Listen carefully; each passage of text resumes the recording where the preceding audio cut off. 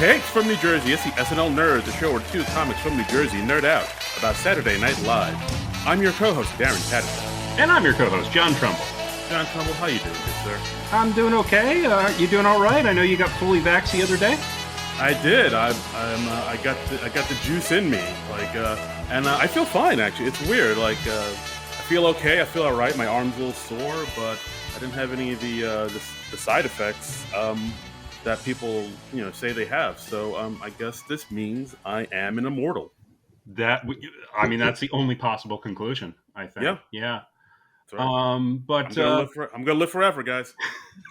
Well, that's good to hear. We are gonna just dive right into it today because we got a special guest with us.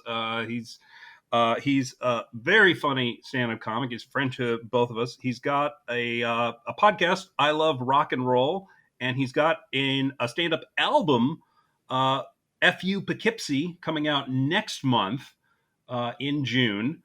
And he was at the show last night. He got to see Keegan Michael Key and Olivia Rodrigo. Please welcome our friend, stand-up comedian Ken Krantz. Hey, thanks for having me, guys. Hey, thanks. Thanks for coming on, Ken. And so, how are you doing? Did you have a good time last night? Yeah, I had a great time. It's been for me, it's always been like a bucket list thing to see an SNL taping. So to actually be able to do it was super cool. That is cool. And just to clarify, you saw the live show last night. You did not go to a dress rehearsal. Right. I was at the live show. That's cool. Yeah. And for everybody, this was Keegan Michael Key and Olivia Rodrigo, season 46, episode 19 from May 15th, 2021. Right. So, Now, Ken, you said you were. This was always a bucket list thing for you. So I was just wondering, would you consider yourself a SNL nerd, or are you a casual fan, or No, I'm a huge SNL nerd. That show informed so much of my childhood and my sense of humor growing up. I remember being once I was old enough to stay up and watch it live. That was a big deal. Great. So this really was. I mean, listen, I always record it. I always DVR it. I don't watch it religiously, but I get around to it eventually. And I always find at least one or two things in every episode that make me laugh still. Yeah. I think that's a good batting average. I mean, when people are like, oh, it's not funny, it's not. I mean, it seems like almost every episode has one or two good things in it. And that's honestly not a bad batting average. Yeah, no. Absolutely. So since it sounds like you really love SNL, do you know what was it that hooked you in? Was it a certain performer, a certain sketch? Do you have any favorites? It was. I remember. I was a little kid when I started watching. Eddie Murphy is my first memory of seeing somebody on Saturday Night Live that really grabbed my attention.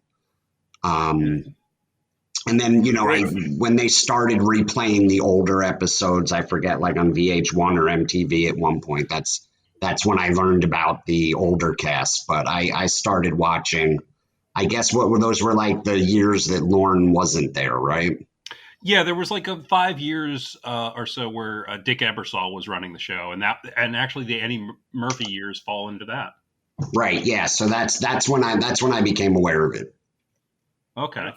Fantastic. I mean, I've said on this podcast, I'm a diehard Eddie Murphy fan. He's the reason I would say he was the reason I got into SNL and just in stand-up comedy in general. I don't know, just that Mr. Robinson's Neighborhood sketch, just that I still remember that one part where he has to go to the door because somebody's banging on the door saying, "This is how we answer the door in my neighborhood."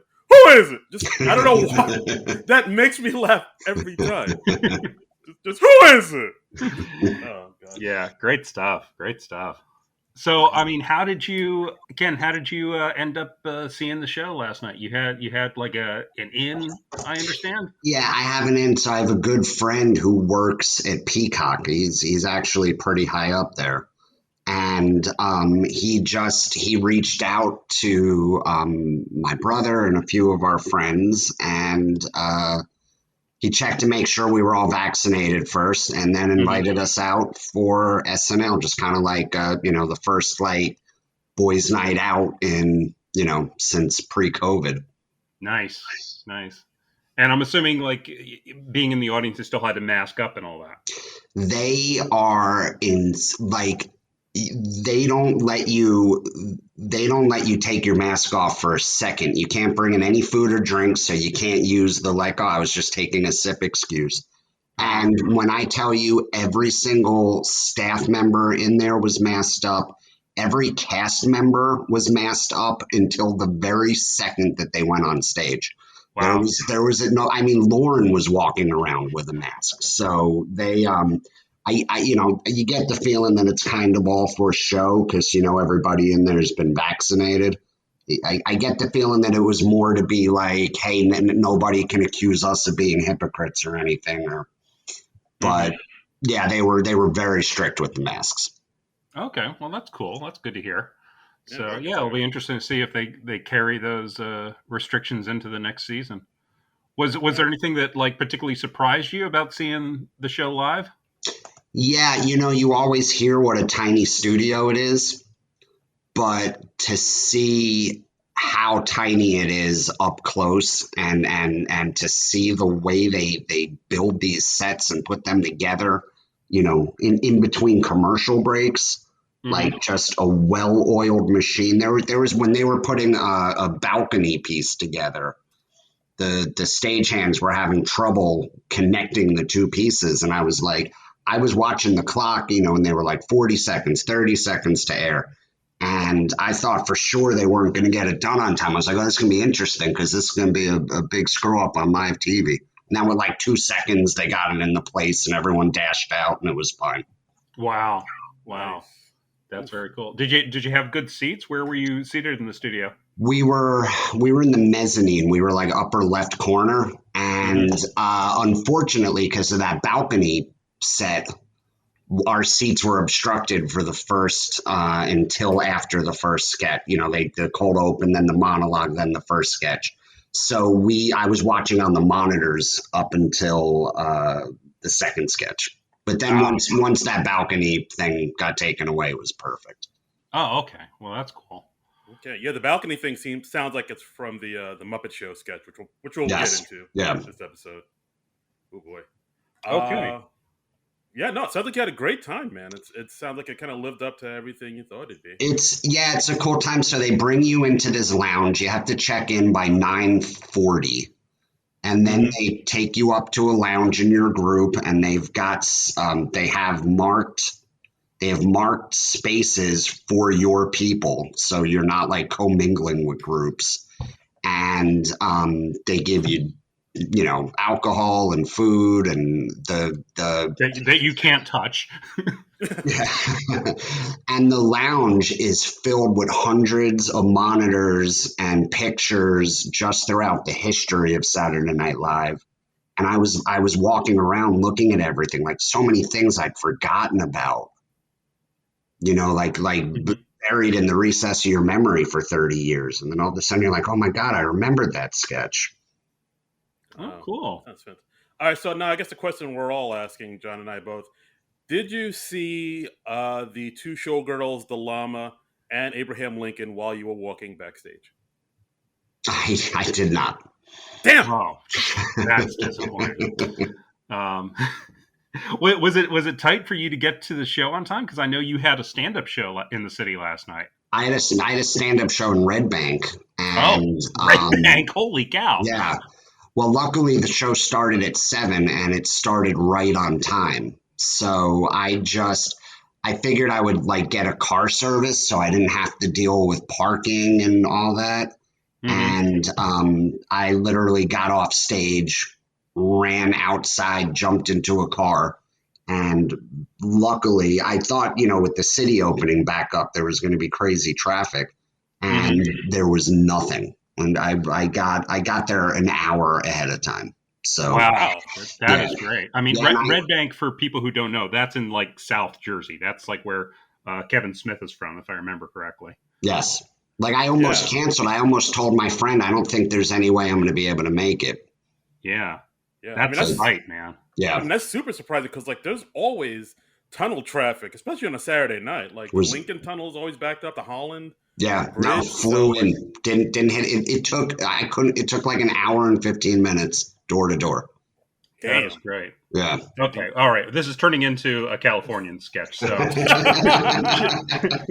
It took the 405. should we dive into the show, guys? Yeah, let's do it. Yes, yes. Okay, all right. So starting out, we had No More Masks cold open, which was Kate McKinnon as Dr. Anthony Fauci, talking about the new CDC rules with no more masks indoors or outdoors. And to clarify the rules, they had the CDC players presenting various scenarios to demonstrate correct mask behavior.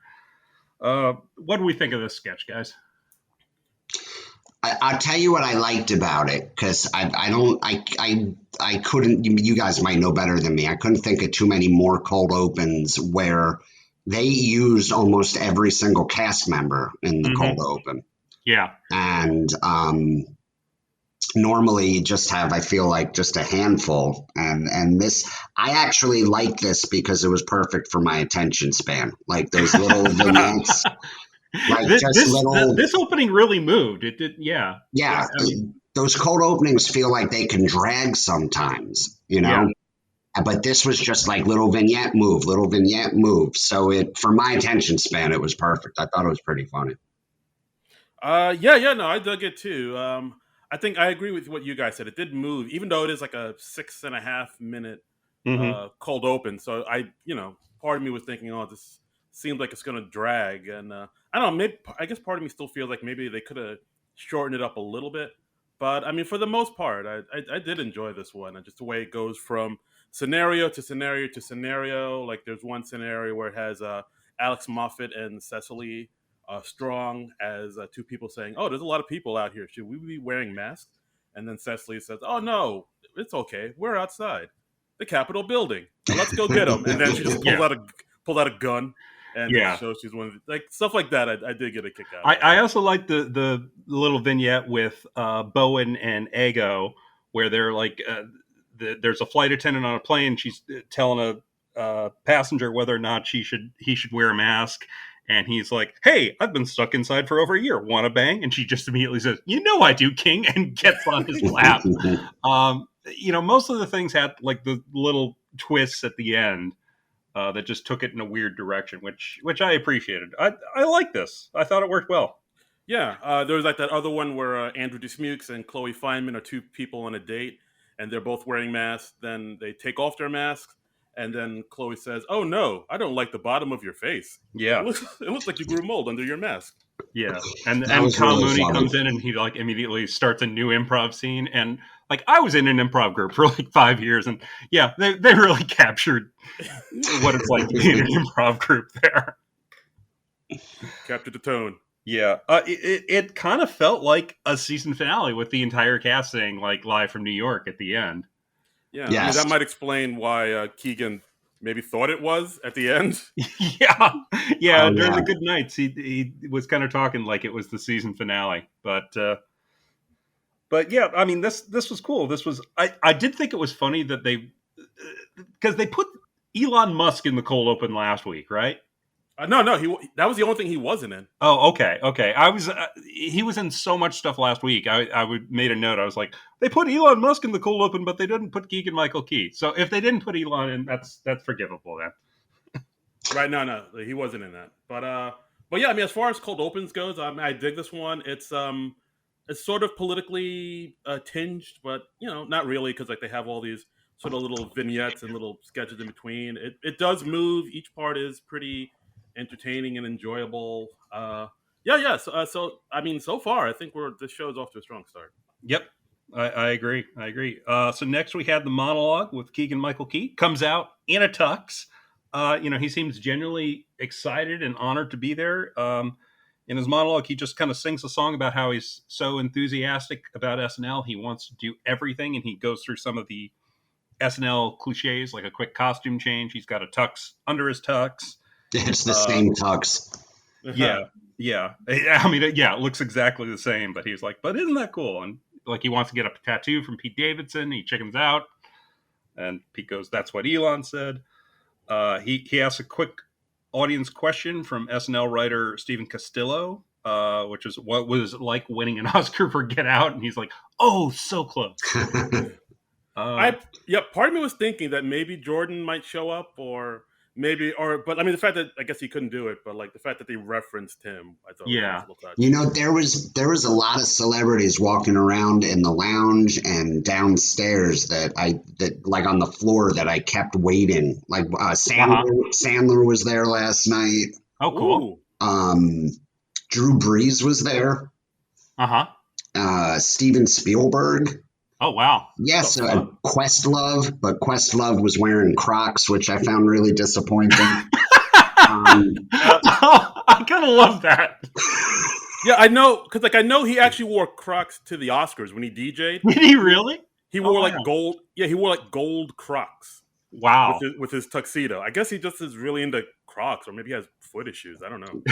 But it was weird because I kept waiting for one of them to pop up in something, but sure, I think they were just there hanging out. I guess, I mean, that's got to be a pretty common thing for the show, is celebs and especially SNL alums just hanging out. Yeah. Spielberg but wow, he's just hanging around. That's pretty incredible. Yeah, my theory was maybe he adopted Olivia Rodrigo. Well, sure. Yeah, that's a good working theory. He could put her in his West Side Story remake. Exactly. Right. Why is this driver's license song in this movie? Like the monologue, they also had Cecily come out asking him to speed it up, and Kenan Thompson came out to remind us all that he and Keegan, Michael Key, are two different people, and they have two different names. Right. So this was cute. I thought it was a fun way to open the show. Right. Yeah, no, it's very good. It is good to point that there's Keenan and Keegan. Mm-hmm. I thought it was like a nice little cute, upbeat little monologue.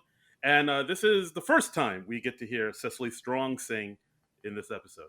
But not the last. Not the last at all. Not the last. Cecily likes singing, you guys. She really does. I don't know if we've seen evidence of this before on the show, but yeah, she seems to really like singing. All signs would point to that. Mm-hmm. All right, so next we had our first sketch, which is called Prom Show on YouTube. This was the Braxton High School prom red carpet with Bowen Yang and Heidi Gardner as the hosts, just kind of interviewing the arrivals, and Keegan as super senior Jacob Schneeb, who's a third-year senior. Schneeb.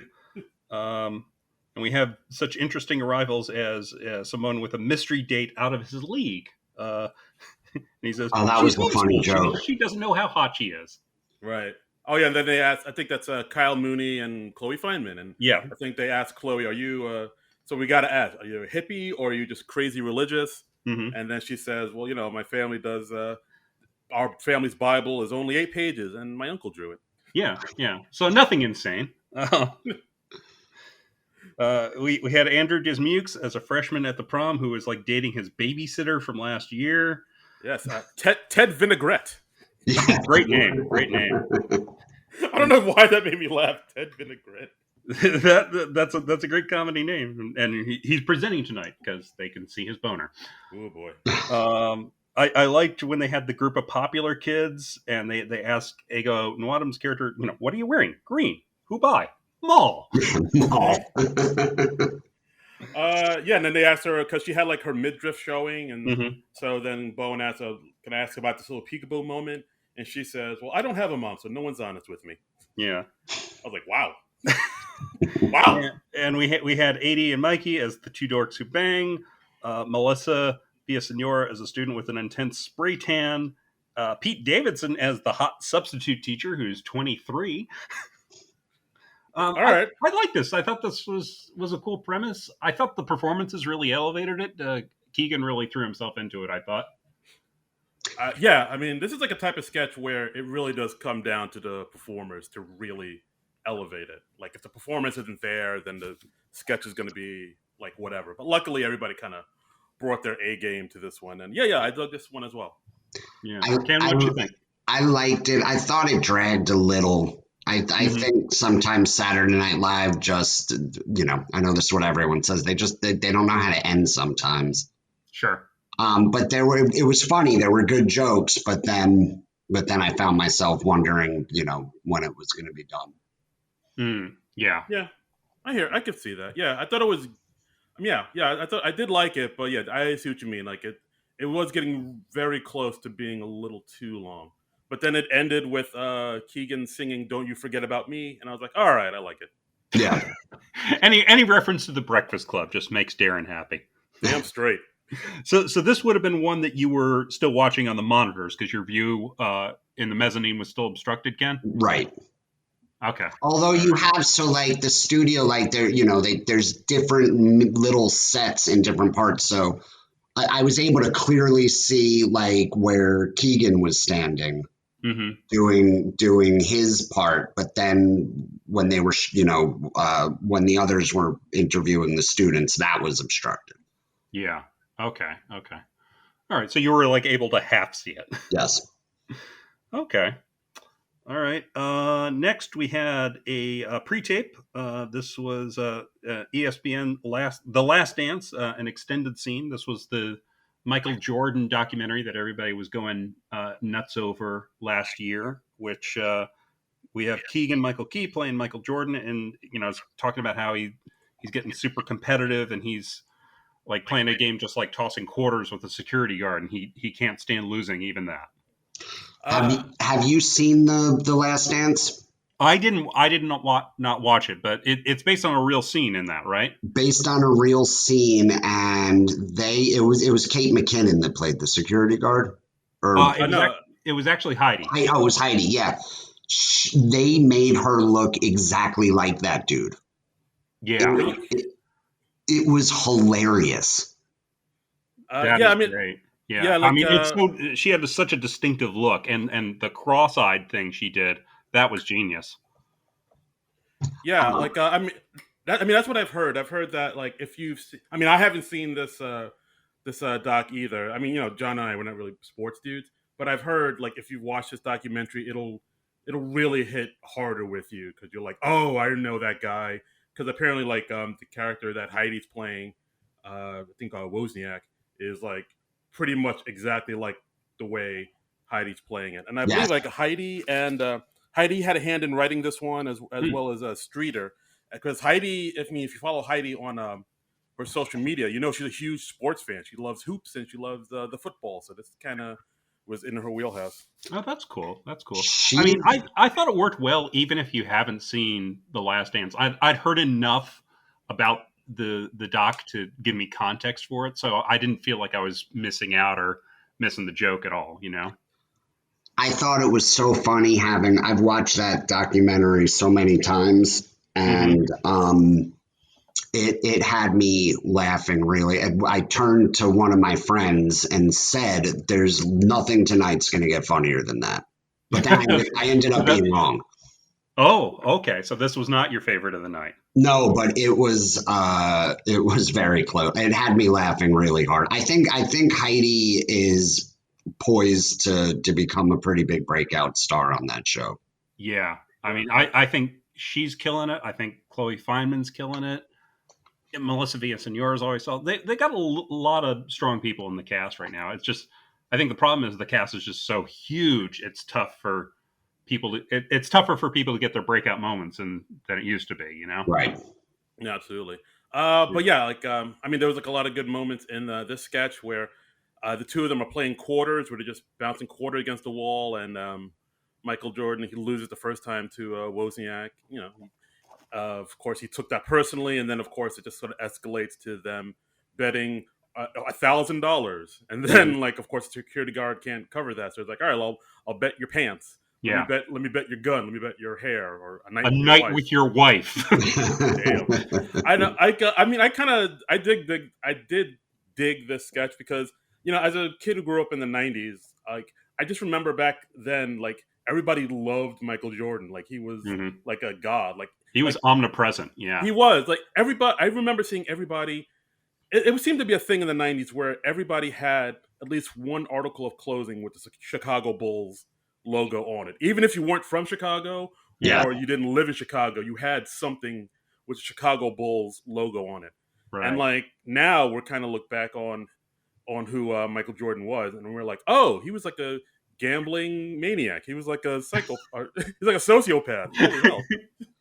Well, I think it's you don't get to the level of a Michael Jordan unless like you're super driven. Yeah, that's true. That is very Yeah. true.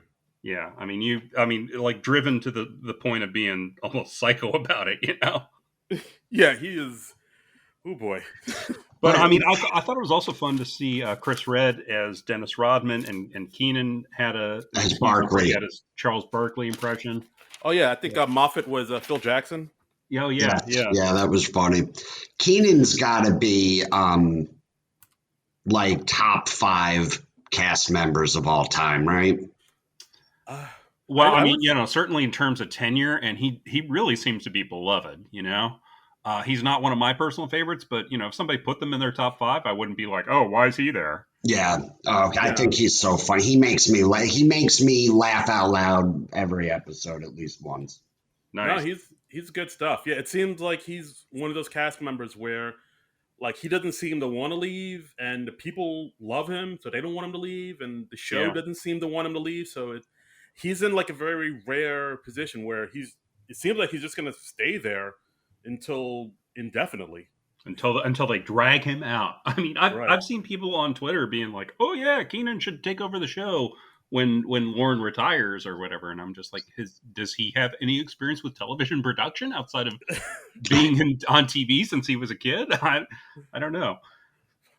He was on What Up With That. I think that speaks for itself, sir. Thank you. Sure, okay. I thought this was also kind of unusual in that they had a callback to it in the bumper later on. You see them shooting quarters at the SNL logo. Yeah. Yeah. Oh, right. Absolutely. Now, since this was a pre-tape, did you see them like working on sets or anything while they were playing this on the monitors Yes. again? Yep. Yeah. So while that's going on, the entire studio is getting turned upside down. Mm-hmm. It's insane how fast they make it happen. Yeah. So they would have been setting up for the Muppet Show sketch, Right. during this. Okay, yeah. All right. And Well, you got to see like who was playing the various Muppets in the Muppet Show sketch. I'm assuming, right? Yes. It looked Okay. like, is it Jim Henson's son that runs it now? Yeah, Brian Henson, I think, is running the show. I could be wrong, but it looked like he was there. It looked Really? somebody Because that those did looked. not look like real Muppets. They looked like replica mock Muppets. Mhm. I Faux don't know. Muppets. I don't know if they were or not, but my brother pointed out somebody that looked like it could be Jim Henson's kid. Uh-huh. But I wasn't. I wouldn't go. Like, don't quote me. I could be. It may not have even remotely been that guy. Yeah. Well, Right. maybe SNL just has a crew person who looks like Brian Henson. Well, Didn't the Muppets get started on SNL? yeah, Jim Henson had like a group of Muppets in like the first year of the show, but they were like original to the show. They weren't the Muppets from the Muppet Show. It was Right. like called The Land of Gorch, I think. Right. And it's famous, a weird one. Yeah, famously, Michael Donahue did not like writing. No, none of the writers like writing material Yeah. for the puppets. Yeah. Michael O'Donoghue is a famous SNL writer. He said, "I don't write for felt," that's such a great line, man. But yeah, let's get into the next sketch since we're talking about Muppets. It's the Mhm. return of the Muppets with what I'm going to say is a sketch of the night, the Muppet Show sketch. It seems to be the one a lot of people are talking about. Yeah. Yeah. So basically, we start off with the opening of the Muppet Show. We see a little Kermit puppet voiced by Kyle Mooney. Mm-hmm. He introduced the guest for the Muppet Show today, which is Lily Tomlin. We see Melissa Villaseñor has an amazing Lily Tomlin impression. Yeah. Gave them an excuse to break that out. That was good. Yeah. And we had Keenan and Keegan as like the Muppet security guards, and they're telling Statler and Waldorf to shut up and just enjoy the show, which again I thought was a cool premise. I could kind of see Keegan's hand in the writing of the show because I felt like they had stronger premises this week, and Key and Peele that was for my money, like the best sketch comedy of the last 10 years or so.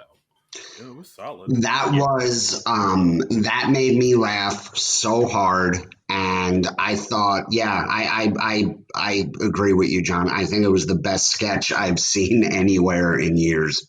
Mm-hmm. For this sketch, we see Steve Castillo, Dan Bulla, Mikey Day, and Gary Richardson all had a hand in writing this one. And Statler and Waldorf were voiced by Mikey and Beck.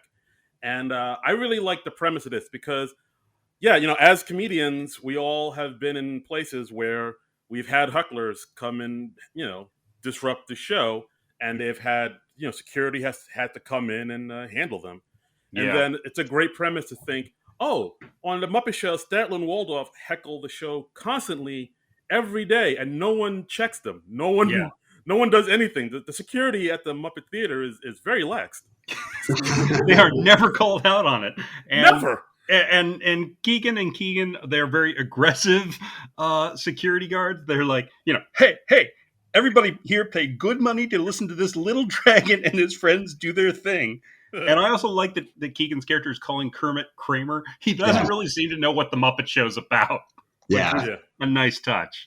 And it works for the venue, John. Yeah.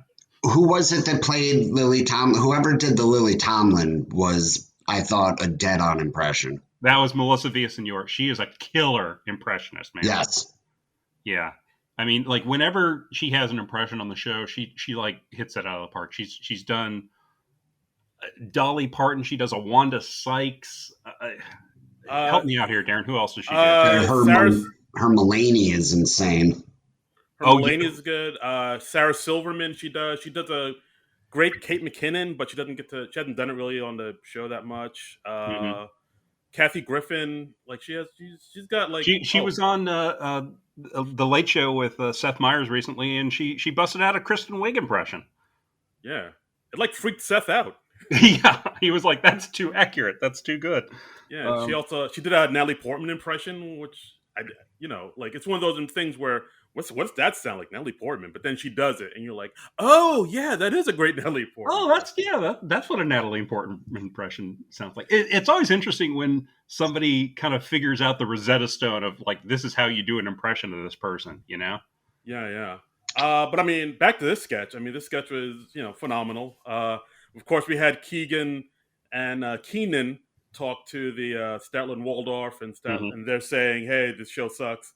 And of course, Keegan repeats, "You're more than welcome to leave." Yeah. I mean, Keegan in particular, he really seemed to be throwing himself into this character. I mean, again, like it was a funny sketch, but his performance really knocked it up a few levels. It felt like a Key and Peele sketch to me. Like it didn't feel like a Saturday Night Live thing. It felt like something that you would have seen on Key and Peele. Yeah. I mean, the only difference was it was like live instead of pre-taped. Right.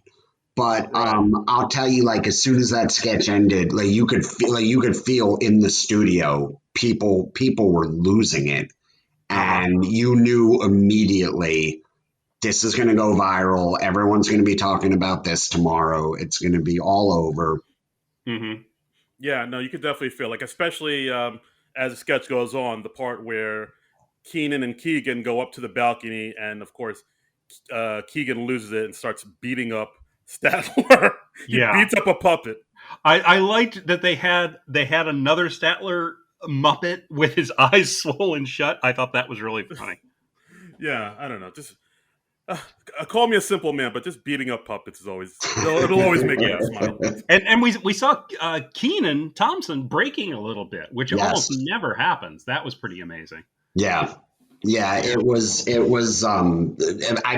couldn't. Everybody in the studio was losing it. Like you couldn't look in any direction and not see people laughing. That's great to hear. But yeah, I mean, I've actually already had a Facebook friend of mine. He wrote me about this sketch already. He didn't care for it, but I mean, that shows like the penetration that this has gotten. Like, only like 12 hours or so after. Yeah. I'm sure also it's got something to do with the with the age of the people watching, because I grew up with the Muppet Show, so it was right. Statler and Waldorf were the first they were like my first exposure to assholes, you know? And but assholes are funny, you know? I love that. It kind of made me want to be an asshole. Like I was funny assholes are still funny. That's true. That's very true. And like Ken, I've seen you on stage. You are very good about like putting hecklers in their place. That is something you excel at. Yeah, it's I mean you have to or they take over. But Yeah. I hate hecklers, but I do have a very soft spot for Statler and Waldorf. Oh, sure. Absolutely. I mean, Yeah, and also part of me made me think, how did they clear this with legal to get the Muppets on this? Because like I thought they're owned by Disney. Like, how did NBC was able to show this? But I don't know. I guess I mean, like I think they would get in trouble if this became like a recurring sketch, but basically like parody laws are like you can do anything once and it's fine. It's protected as parody. If they did an ongoing Muppets thing, then they might get into trouble. got it. All right, but It's possible they cleared it too. Just made a. Yeah, who knows? I mean, Lauren may be in the same billionaires club with Brian Henson. He just, called him up and he said, hey, before we go on the Elon Musk super rocket, can we do this Muppet sketch? Sure thing, Mr. Boss. That's how I imagine he talks. But yeah, the Muppet Show sketch of the night. This one was a hoot. Yeah, this was probably sketch of the night for me too. I mean, I think at this point I'm feeling like it's a really solid show, and I was like, and Keegan, honestly, because he's got such an extensive sketch comedy background, he feels like somebody who could have been in the cast, Yeah, no, absolutely. He just melded right in with this cast. Yeah, you got the sense of what a big deal it was for him. Yeah. Like he conveyed that. So during commercial breaks, he was coming out and talking to the crowd, telling them how much he loved that he was getting to do this and thanking us. Yeah, he was. You could tell it was. I think he even said at the very end, this was better than the dream. Like you could tell that it was this dude's dream to host Saturday Night Live, and that he was soaking it in. Yeah, he said that during Good Nights. I'm amazed that he had the time to come out and engage the audience in between sketches. That's pretty incredible. Yeah. I mean, if it was like something he wasn't in or he wasn't doing costume or he'd come out with a minute to go and just talk to us. Oh, that's cool. Yeah. Wow, that seems really cool. What a good guy he sounds like. Yeah, he came off very. You were rooting for him all night for sure. Yeah, that is cool. And Ken, have you ever seen a movie called Don't Think Twice that Keegan Michael Key is in? Yeah, that's the improv movie. Right. It's written and directed by Mike Birbiglia, and it's like an improv troupe, and Keegan Michael Key is a member who gets onto a very SNL like show. And I thought that was like very interesting that Keegan had that in his history. Yeah. So Absolutely. yeah, I'm sure we're going to cover that movie on SNL Nerds someday. Oh, definitely. Yeah, that's right up there. But this was strong sketch. Yeah, strong sketch. Thumbs up. Strong. Thumbs up. Okay, so next we had a sketch called Gemma and DJ Balls. This is bringing back one of Cicely Strong's recurring characters. Our friends at SNL Stats tells us that this is the 5th time that Gemma has come back. And we got a group of friends gathering at TGI Fridays. It's Keenan's character's birthday. His wife, Lisa, has left him, so he's down in a funk. Right. I believe she said it was the 2-week mark after her second Pfizer shot. Yeah. And she said she's finally free. Sure.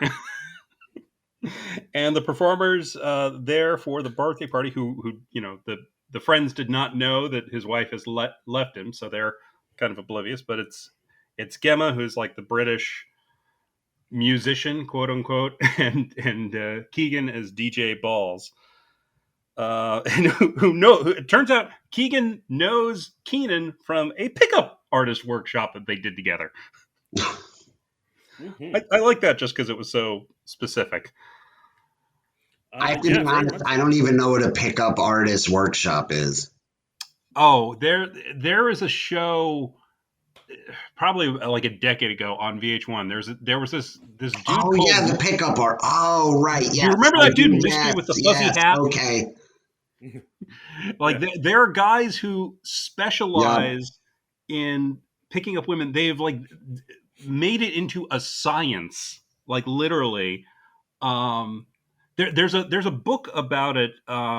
It's written by the same guy who wrote the book about Motley Crue, The Dirt. Hmm.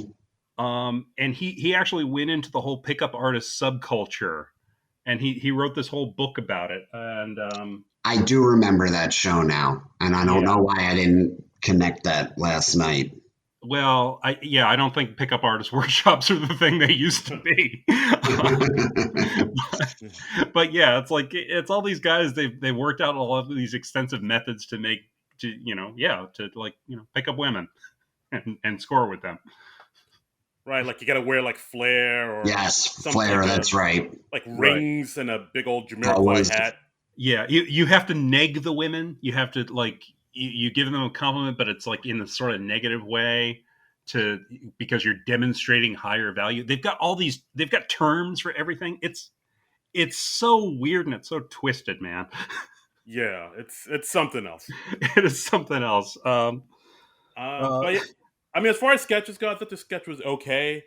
It seems like they were kind of playing on a lot of stuff like she mentioned like her getting her bum bleached, and they kept referencing the fact that maybe Keenan's character had a boner the whole time. That seemed to be yeah, like an yeah. ongoing thing, and I was like, what the And hell? at the end of the sketch, he doesn't want to stand up because it turns out he does have an erection. So Yeah, Um, I didn't love this sketch. I actually, it's weird. I liked it a little better until John just told me that that was the fifth time they've done it. uh-huh. it might have Because been it was okay. It definitely dragged, but I kind of like some of those like absurdist moments, like those short little absurd bursts of comedy, which Cecily, some of the shit that came out of her mouth was way out there and made me laugh. But Yeah, the line once that you tell me implied that that's been she done, had her asshole bleached, I was yes, like, whoa, okay, yeah, that's yeah, weren't expecting that. Um, yeah. but now that you tell me that's been done 5 times, it feels like, oh, they don't know what to do. They're I they're they're feel having like trouble writing new things. well, I feel like part of the reason they did it was because it's very possible that Cecily might be leaving the show soon, so she might have wanted to do like one more sketch with that character before her Okay. tenure came to an end. That's like my working theory on that. We don't know if she is leaving the show at this point, but it's one of her characters. Like, it seems like whenever they bring her on as Gemma, it's like Gemma, and then she's got some weird boyfriend, which is usually the host, and and I think Keenan's usually one of the people, right? Yeah, he's always around. He's He's Keenan. always around, and they're always like Yes. the boyfriend's always like, "Hey, she really turns you on, right?"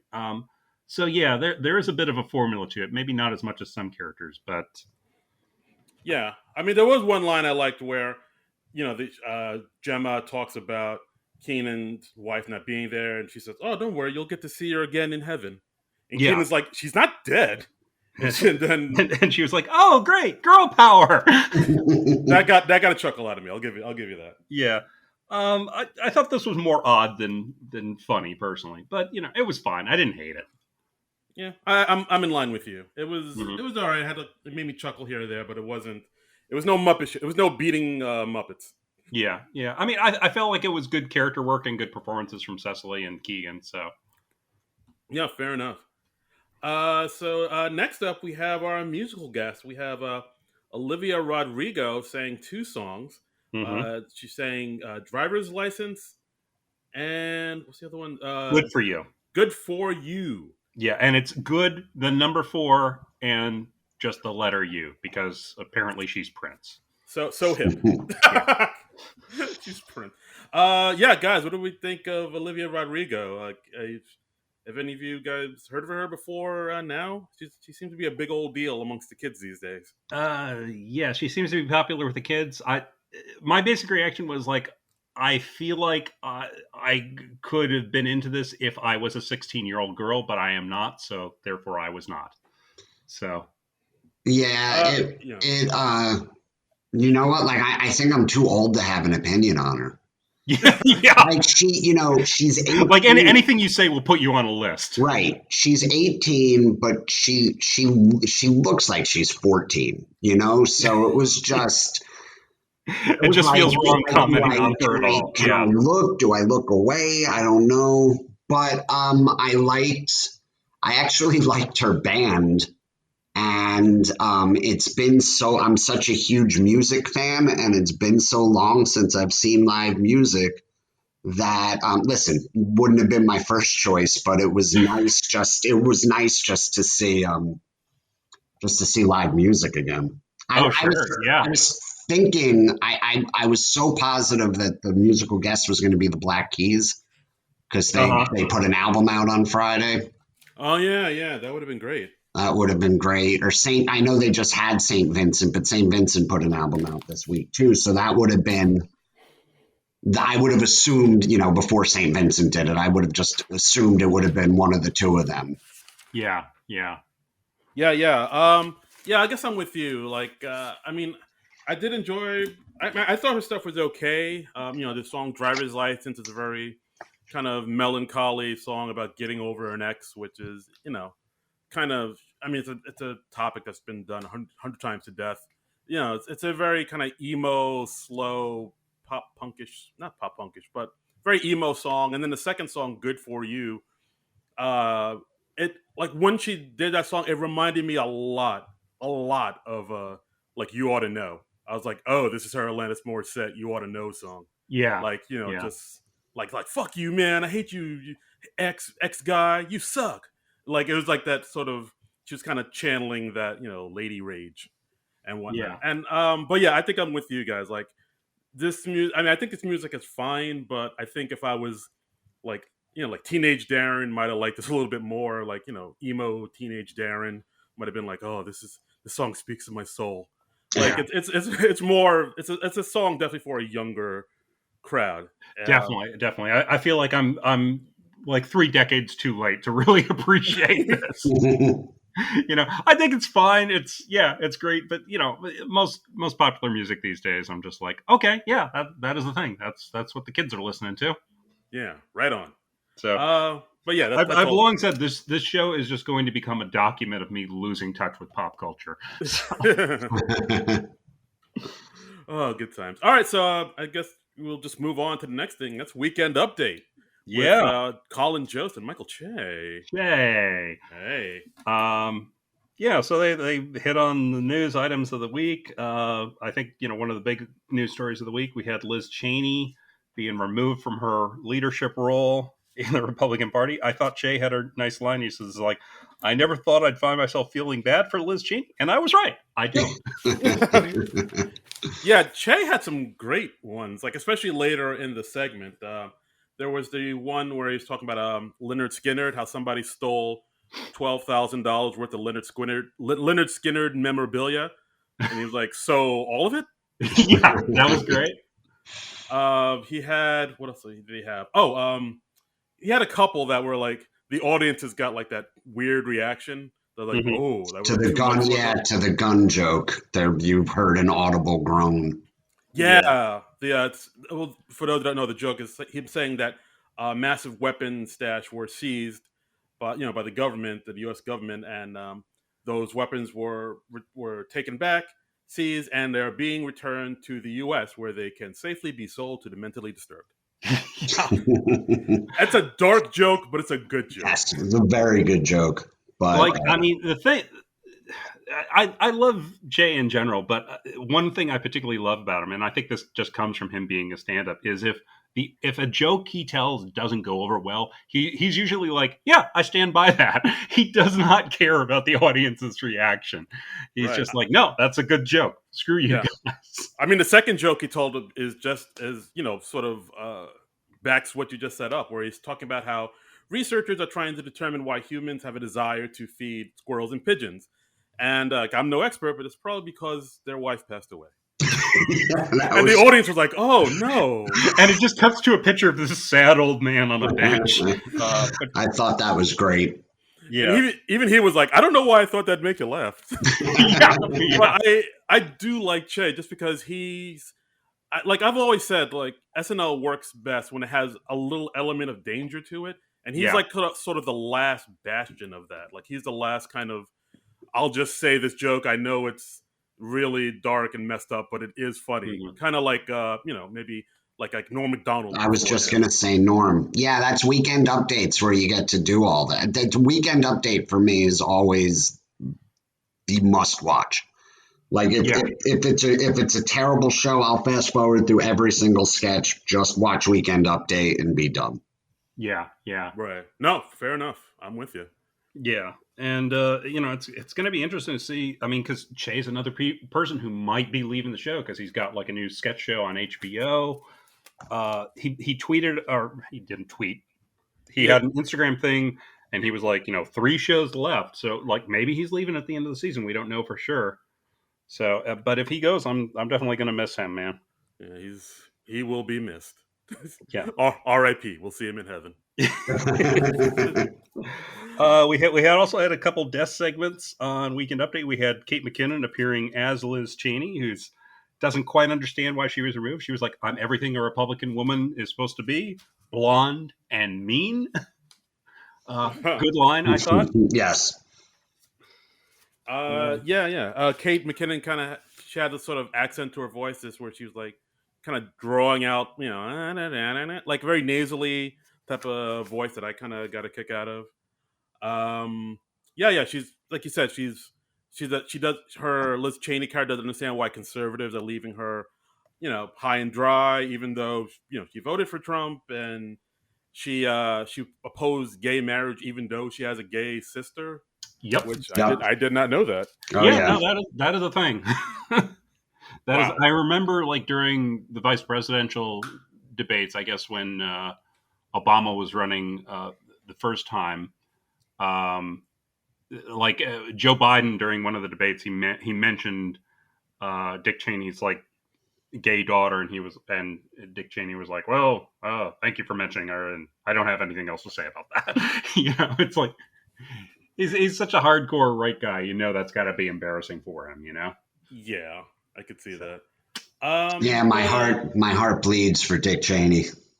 Oh, I mean, look, he's overcome such hardship, like shooting a dude in the face, and the guy had to apologize to Dick Cheney. That is incredible to me. That's still, I'm like, that is a thing that happened. Yes. Yeah, like, I mean, I never saw that. What was that movie where Christian Bale played Vice? That movie is amazing. Yeah. Is it? I haven't seen it. I've probably watched it 5 times. Like Adam McKay directed that, right? Yes. Yeah, that movie's incredible.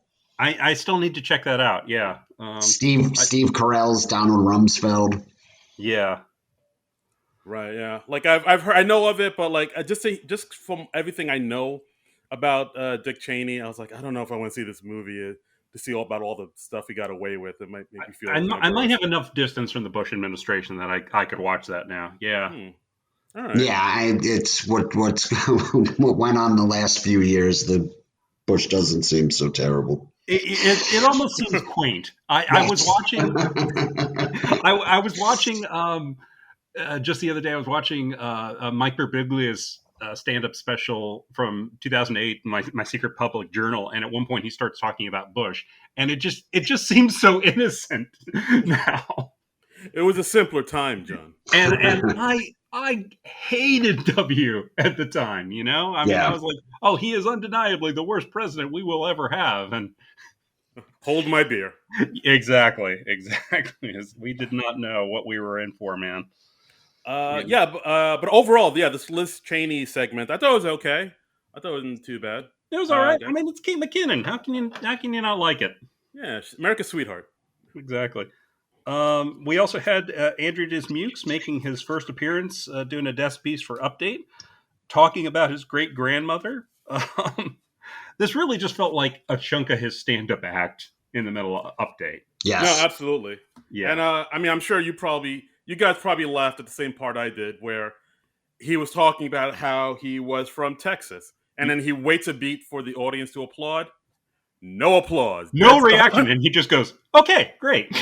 And Colin Jost just laughed in his face. Because there's nothing funnier than seeing your friend bomb. Damn straight. That really is the best feeling ever.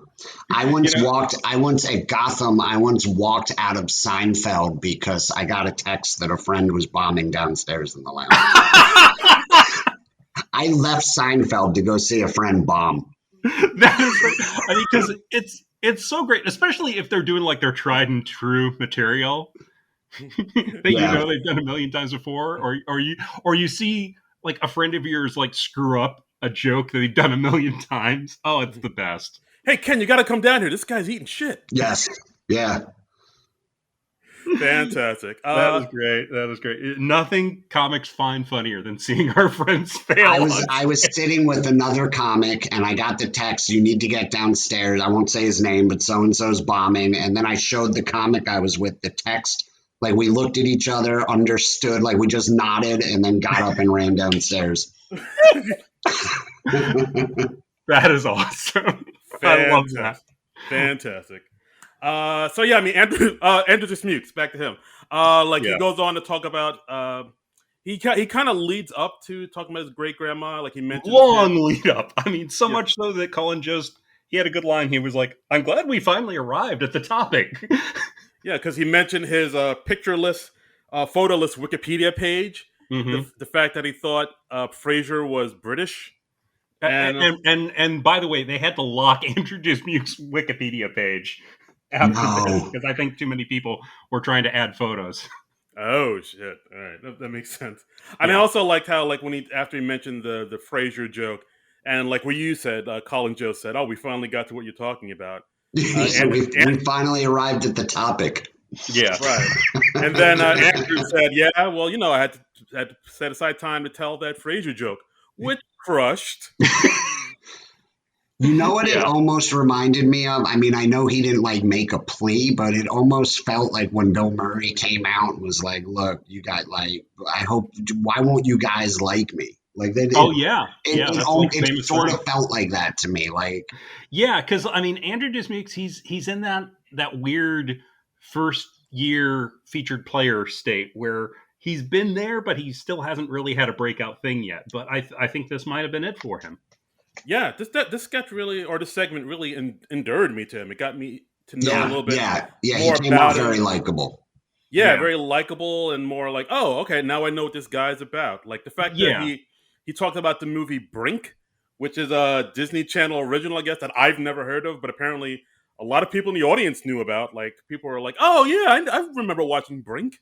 And I'm sure it's on like a lot of BuzzFeed's list. You know, like you're a '90s kid if you watched Brink on the Disney Channel. Yeah, I mean, I looked it up on IMDb, and like, yeah, it's like this really kind of low budget Disney movie that came out in '98. And the only person I recognized in the cast was the one dude that played the Black Power Ranger on Mighty Morphin Power Rangers. Oh, sure, yeah. Everybody else I did not recognize, but it is weird how him mentioning the movie Brink got more applause than him mentioning he was from Texas.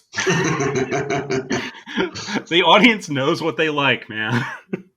They do. I do hate that. Like I'll see, like sometimes if I'm doing stand up and I'll mention like, oh, I have, I'll mention my daughter. I'll be like, so I have a 5-year-old, and it gets no applause. But then somebody will get up and be like, oh, I just lost 15 pounds, and the place goes nuts. I'm like, well, I made a human. How did that? That's tougher than losing weight, right? Yeah. I created life. What did you do? Maybe it's just because you're a dad. You know? Yeah. Damn it. So you got to go up in a drag next time, I guess. That's how you'll get them. You'd be like, I have a 5-year-old daughter, and then I transitioned. Yeah, that'll work. But yeah, this Muke segment, I really dug it. I thought it was hilarious. It kind of humanized me to the kid and made me feel like, oh, okay, I know a little bit more about you and know about your personality, who you are. Like I thought this was a thumbs up. Yeah, it was a good segment. I haven't gotten to rewatch that yet, but I'm gonna have to check that out again. And lastly, we had Beck Bennett doing a guest segment as horse trainer Ben Oh, that was so funny. Baffert, who was in the news because his horse Medina Springs had a failed drug test for the Kentucky Derby, right? Medina Sprint, yeah. The horse won the Kentucky Derby and then tested positive for, I guess, enhancement drugs. Yeah, and this guy was like claiming that it's because of cancel culture, which yes, I don't. That makes no sense. But this is what we do now. We blame everything on cancel culture. It's how we get around things. And I think Donald Trump actually referred to the horse as a drug addict. He called him a junkie. The horse did not develop this problem on his own. He called the horse a junkie. Yeah, he called him a junkie. That was it. Yeah, okay. like the horse sold his mom's silverware. The horse is going heroin downtown to score some horse. Yeah. Hey, come on, baby. I need it. Come on. I'll blow you for it. Yeah. Get it together, horse. Horse, you got to get off the horse. Oh, God. But I mean, as far as this segment goes, Beck is always good at portraying kind of, dubious, sleazy characters like this. I think I saw online somewhere somebody was saying he kind of played it like a cross between like Bob Guccione, but he kind of talks like Andy Warhol. Yeah, character. Yeah, I can see that. And he kept grabbing Shay's hand. Oh yeah, I don't think I caught that. I don't know if the cameras picked it up, but every time he would turn and talk to Shay, he would clasp his hand. Oh, that's great. Just added it like, even knowing it's a sketch and they're actors, it made me uncomfortable. Like it just added a level of creepiness to this guy's character that I thought was such a great little detail. Yeah, I think they did show he was like touching Che's hand quite a bit. Yeah, even Che mentions like, "Hey, what do you keep touching me for?" Yeah, I don't know. What? I don't know if it was written that way or if the guy was just, if it was just a choice he made right then and there in the moment. I would love it if Beck just started doing that during air and didn't tell Che he was going to do it. That would be great. I think that was a decision he made. It seemed like it because I think Michael. Che's like, "What are you touching me for?" And Becca's like, "What? I like touch." What? Yeah. But yeah, I dug this segment. It gave me a few laughs. I thought it was okay. I like the fact that Beck said, as his character Bob Baffert, saying, "What? This horse had a rough upbringing. He fell out of his mother's hole, and as soon as he was born, I looked at him and said, 'Run, you little bitch.'" Like stuff like that. Okay, all right, yeah. But yeah, I dug this. I thought it was all right. Mm-hmm. Yeah, so I felt like it was generally a solid weekend update. How'd you guys like it? I thought it was very solid. Yeah. Yeah, overall pretty solid. So next up, we got a sketch that oddly enough is not on YouTube or Hulu. The Gershwin tribute. Yeah. This was Cicely and Kate McKinnon. They're like two old Broadway actors who are doing a tribute to George Gershwin. And they're singing "I've Got Rhythm," but they have to be prompted for every line of the song. They're just like line. Right. And go ahead. Well, no, I was gonna say this, and then we have Mikey as like a stage manager feeding in the line. So we get some incredulous Mikey once again. I mean, incredulous Mikey Day. That is probably my favorite Mikey Day. That's always fun to see, particularly in the War with Words sketches. And then we had Keegan pop up as the King of Broadway, who's under the impression that it's a celebration of Gina Gershon instead of George Gershwin, which I love the absurdity of that gag. And honestly, why shouldn't we celebrate Gina Gershon? Just for Showgirls alone. Damn straight. And bound. Whoa. Let's. Oh boy. Let's. All right. I'm not gonna say anything. The movie turned me from a boy to a man. I just also thought it was interesting that we had another mention of the Blue Man Group in this sketch. Yeah, what's with the Blue Man Group being like the go-to for tonight's show? It's so weird when SNL has like multiple mentions of a particular thing over the course of a show, and it's just like, what? This was just like really on the writers' brains this week, man. I guess somebody just went to see the Blue Man Group and like, dude, guys, I can't get them off my mind. I don't know, man. But yeah, I mean, overall, I thought the sketch was okay. Mm-hmm. I did like the energy that they were bringing, but yeah, it didn't seem. I don't know. It seemed a little maybe directionless, or just kind of seemed to kind of going all over the place, or maybe they were just kind of hitting on the same note over and over again. I don't know. There's something about it. It seemed okay, but it wasn't. You know what it felt like to me? You remember when Kristen Wiig used to do that character of, the washed up Broadway actress? Right. She was on the Password type show. Yes. It felt like a rehashed version of that sketch a little bit. Now, was this Kate McKinnon's like old actress character who's like, she's always on the retrospectives and she's always talking about how she was like abused on set, but it wasn't like abused by the standards of the day? Because it looked like the exact same character. Yeah, I think it was. I couldn't. That didn't even. I know what you're talking about, but that didn't even occur to me. Yeah, I can't remember the character's name, and I'd have to like look it up and watch the sketch again to see if it was the same character. But I feel like she was playing that same character. It also reminded me a little of the type of character like Molly Shannon used to do, where she was like, "I'm 50," and and she did like an old Broadway hoofer. Sally O'Malley. Yeah, that was it. So, I mean, I feel like this was elevated by the performances more than anything, Yeah, and also it is strange that it's not on any of the streaming services. Is that because I guess is George Gershwin stuff like protected? No, maybe that's got to be public domain by now, right? I don't know, man. I'm saying that with no working knowledge of when George Gershwin was alive. Yeah, well, I mean, who does? And the 1800s, could have been the 1950s. I have no idea. Unfortunately, there's just no way that technology can let us know when George Gershwin died. We're not there yet.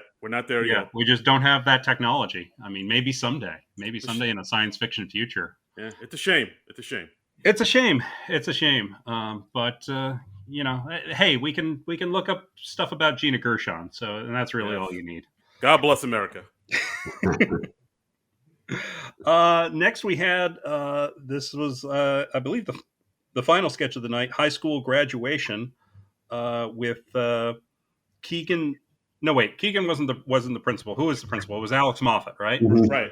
Yeah, and the graduation ceremony is being disrupted by parents who want to cheer their individual kids. Right. Yeah. So basically, it's a simple enough premise. It's we've all been to high school graduations, and like whenever they call up the people to give out the diplomas, you'll of course you'll notice some students get more applause and cheers from the audience than others. Yeah. So and that's pretty much it. It's just like they're calling up a student on stage, then the family members are like, yeah, you did it, woo! Yeah, that type of thing. Yeah. And they're asking to hold the applause until the end for everyone. But people are ignoring that directive. Right. And, we see Ego and Keenan are a couple who cheer when their son gets up and accepts his diploma. And they're like, yeah, you did it. Hey, show up your robe. Show off the belt we got you. It's a Gucci belt. It doesn't say it's Gucci on it, but it is. Yeah. Honestly, like at the beginning of this, because it was like a high school graduation thing, I thought they might have been doing a reprise of what they did on Kristen Wiig's last episode at first, where Mick Jagger was doing it like it was a graduation. Yeah. And then they sang Ruby Tuesday for her. That was my first thought when I saw they were doing that, but I quickly realized it wasn't that.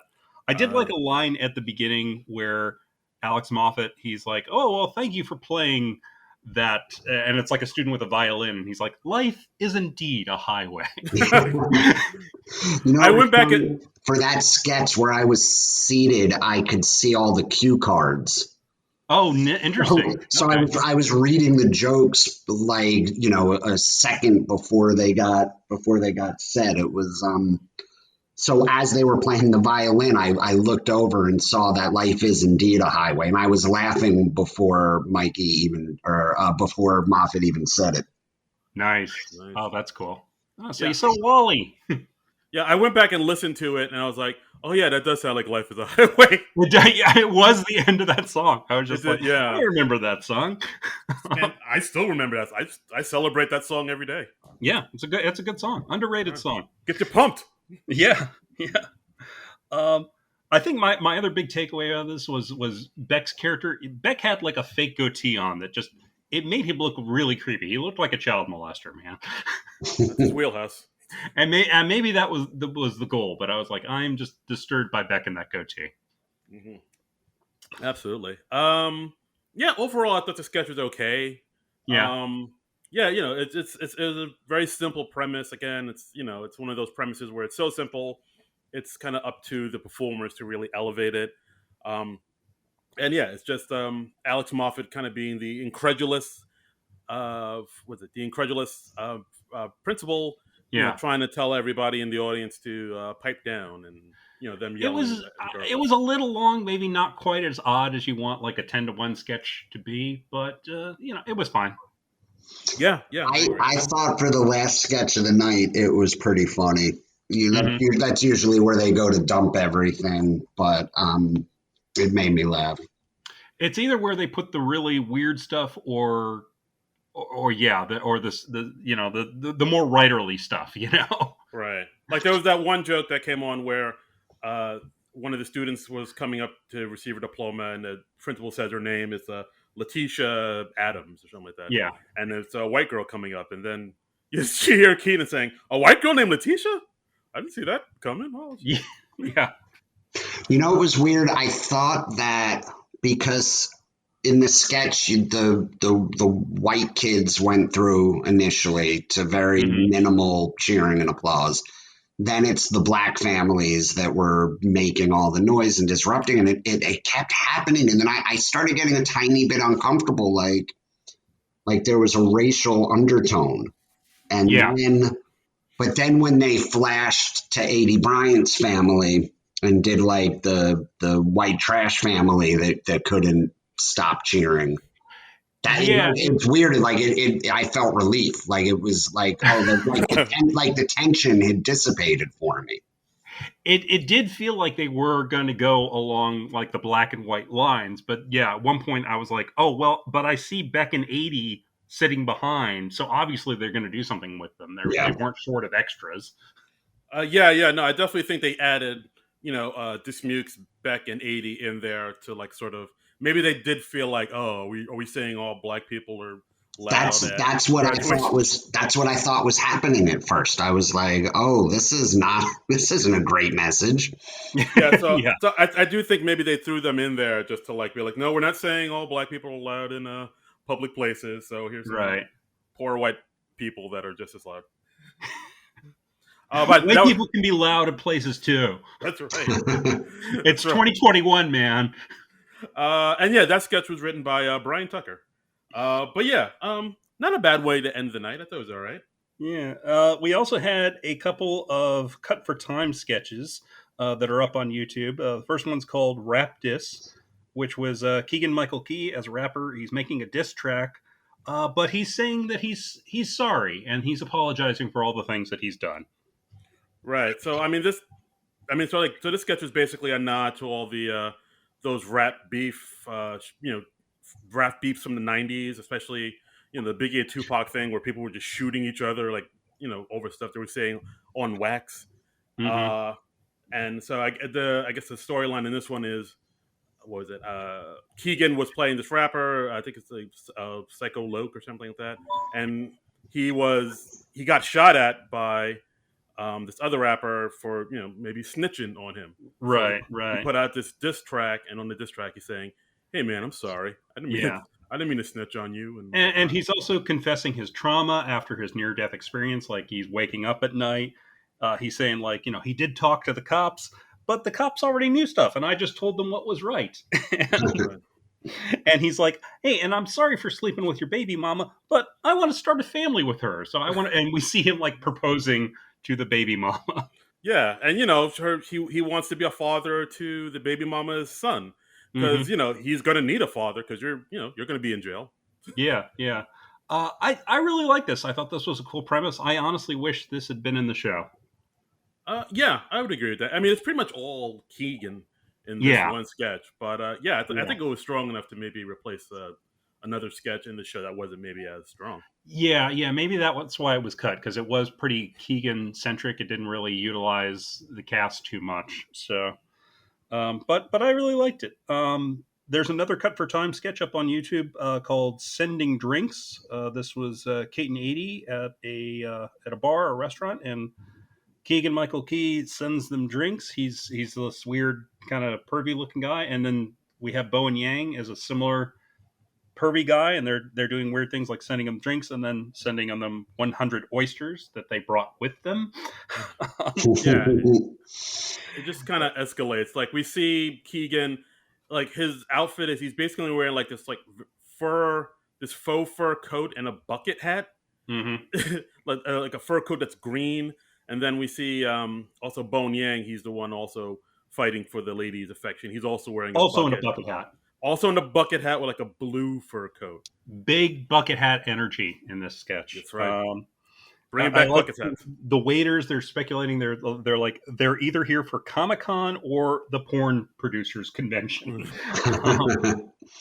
And they're fighting out for the affections of Kate and Edie. Like they pull out knives and they're combating, and at the end, both the women, they're so hard up after a year of COVID, they're like, okay, yeah, let's do this. Yeah. I mean, this was a weird one, but it did. I don't know. I did chuckle at it. I thought some parts were pretty Hmm. funny, but it is a weird one. And also, I found out this sketch was cut from last week, so I think this was supposed to be on the Elon Musk episode, but it didn't. That's interesting. Yeah, Yeah, it did well, not make it. So because I Elon, mean, because Keegan Michael Key and Elon Musk, they do go up for a lot of the same parts. they So do, they do. that's not too surprising. Yeah, I watched this. I was like, okay, yeah, I can kind of see why this was cut.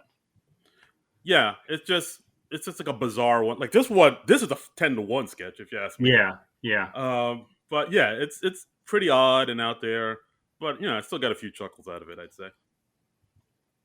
yeah. All right. Well, so that was the show. I mean, we had the good nights, and the thing that really struck me was like Keegan at the end. He was like better than the dream. So I mean, he apparently had a really good experience with the show, and I hope they bring him back. I think he was a really strong host. I feel like he has enough strength. He could become one of the regular recurring hosts. Like the way John Mulaney is now, or the way they bring back Scarlett Johansson or Alec Baldwin. Yeah. Yeah, I mean, somebody should put him in his own sketch show. I think that would be kind of great. Yeah, yeah. I mean, one of our Twitter followers. Oh, it's a Darren Patterson says they should pair him up with that guy that directed Get Out. I hear he's pretty funny. Yeah, wow, that guy sounds very wise. That would never work. That's dumb. So let's see. We got a few reactions on the Twitter. Let's see. My old college roommate Scott Hume says a funny SNL. I thought this was the best episode in a while. The Muppets were the highlight for me, no doubt in part due to the fact that Statler and Waldorf really do deserve to get roughed up by security for all their antics. So yeah, apparently a real drive to see Statler and Waldorf get beaten. Who knew that's what people wanted? That's what people wanted. Yeah, we also got another tweet from longtime fan Bill Brasky saying Bill Brasky. saying Keegan was slightly underused, although he got to shine in the Muppet sketch and the graduation sketch. Last week you described Chad as no one's favorite recurring character. How do you feel about the return of Gemma? Haha. I definitely like Gemma better than Chad because how could you not? Yeah, I would say that. And I think with Gemma, because we don't get her as much as we do Chad, so she doesn't wear out her welcome. And plus, in all of her sketches, she's not really the focus because she's always paired up with somebody else. So it's Yeah, not all it's kind of like an equal showcase for the host. yeah. So it's Yeah. not all. She's not like carrying the whole sketch on her shoulders. It's not all about her. So we get her in like a lot smaller doses than we Yeah. do Chad. So we're able to. So like Yeah, I yes, mean, because they've done like something like 7 or 8 Chad sketches, and I understand this was only like the 5th Gemma appearance. yeah. But I feel like I thought we got like 10 Chad. We've gotten a lot of Chad. I mean, it may just feel like that. I don't know. A little Chad goes a long way. Feels like an eternity. Let's see. Our follower Mikey says, "Wow, best episode in a long time, and the most I've laughed at a cold open in a while. Muppet sketch was the highlight for me. Yeah, again, that seems really popular. Weekend update strong again, and Keegan Michael Key was the perfect host that we all know he would be. Almost feeling like an alum returning. Yeah, I agree. I mean, I think all his sketch comedy experience really showed during the show. I mean, he's a really strong performer." No, absolutely. And just one more before we close it out the show. Our good friend Manette Maradi says Dismukes unfortunately seemed to know he was bombing a bit during his weekend update segment, but he took it like a pro and muscled on to good results. That's what made him endearing, though. That's what's gonna make people connect with him. Yeah, absolutely. I think. I mean, again, like on SNL, especially when you're a new cast member, you're always trying to sort of break through and have that one thing that connects you to your audience. So you stand out a little bit more. And I think this was the segment that like endeared everybody to Andrew. So like I think now the audience is like, oh yeah, I like that guy. He bombed and he just kept on going. He's good stuff. I want to see even more sketches. So I think this might be the beginning of Dismukasance, as they say. I want that to happen just because I like the term Dismukasance so much. I don't even know how to say it. I just made it up, but yeah. But yeah, and that's the episode, guys. So overall, I think this was a pretty good episode. Solid sketch, definitely a return to form after the severely disappointing Elon Musk episode. Let's not talk about that ever again. We agreed we wouldn't talk about that. That's true. We're still processing our trauma for that. I mean, Ken, any other cool behind the scenes tidbits that you want to share about your experience seeing the show live? You know what? I was surprised. So like they really what I wasn't expecting. So like 15 minutes before the show started, Shay came out and warmed the crowd up a little bit, and then Keegan came out and played with the band.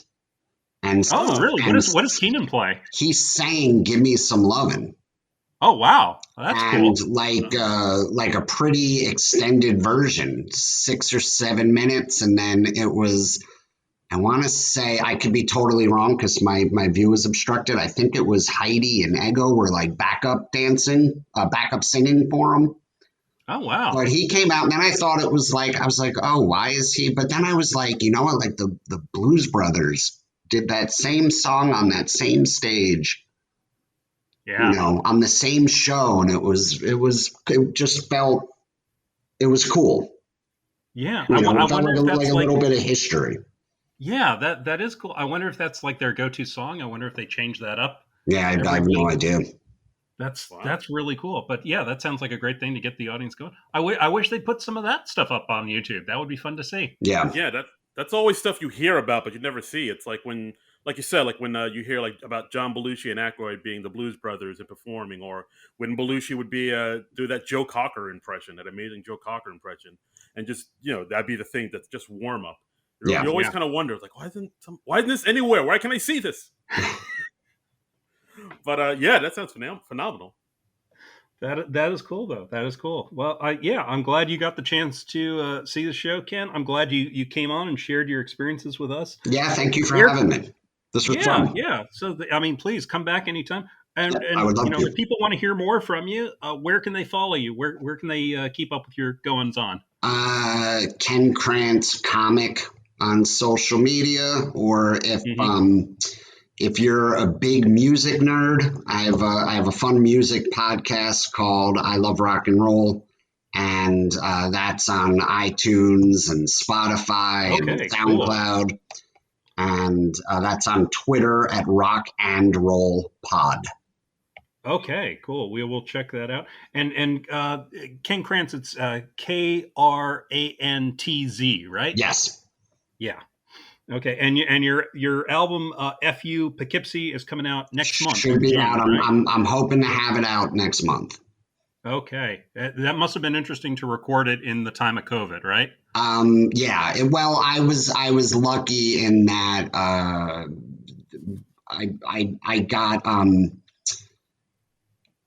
I got like an actual sellout. Like it wasn't COVID capacity. Like it was 100, it was 1 or 150 or whatever. So I was lucky that it was the club's grand reopening, and